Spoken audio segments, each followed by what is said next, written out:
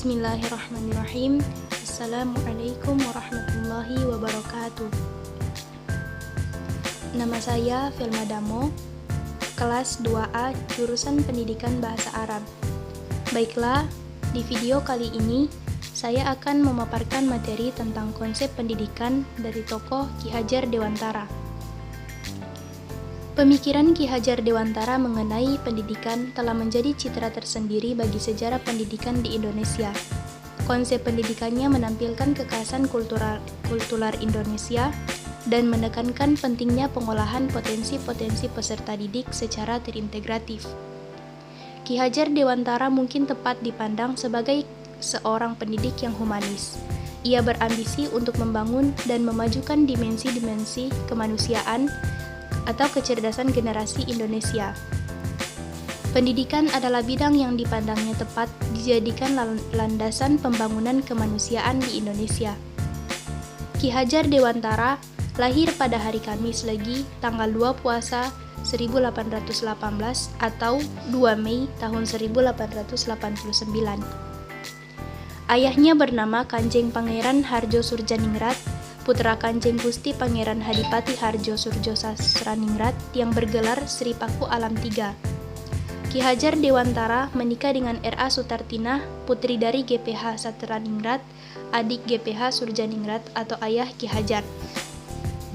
Sejak kecil, Ki Hajar Dewantara sudah dididik dalam suasana religius dan dilatih untuk mendalami soal-soal kesastraan dan kesenian Jawa. Ki Hajar Dewantara menempuh sekolah dokter Jawa Stovia selama kurang lebih 5 tahun atau dari tahun 1905 sampai 1910. Bangsa ini perlu mewarisi buah pemikiran Ki Hajar Dewantara. Dalam pandangannya, tujuan pendidikan adalah memajukan bangsa secara keseluruhan tanpa membeda-bedakan agama, etnis, suku, budaya, adat, kebiasaan, status ekonomi, status sosial, serta didasarkan kepada nilai-nilai kemerdekaan yang asasi. Menurut Ki Hajar Dewantara, pendidikan adalah daya upaya untuk memajukan bertumbuhnya budi pekerti atau kekuatan batin dan karakter, pemikiran, intelek, dan tubuh anak dalam rangka kesempurnaan hidup dan keselarasan dengan dunianya. Pendidikan itu membentuk manusia yang berbudi pekerti, berpikiran pintar, cerdas, dan bertubuh sehat. Konsepsi pemikiran Ki Hajar Dewantara. Yang pertama, manusia Indonesia yang berbudi pekerti adalah yang memiliki kekuatan batin dan berkarakter.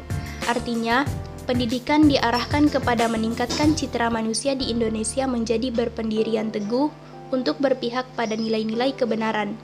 Yang kedua, manusia di Indonesia yang maju pikirannya adalah yang cerdas kognisi atau tahu banyak dan banyak tahu, dan kecerdasannya itu membebaskan dirinya dari kebodohan dan pembodohan dalam berbagai jenis dan bentuknya, misalnya karena rekayasa penjajah berupa indoktrinasi.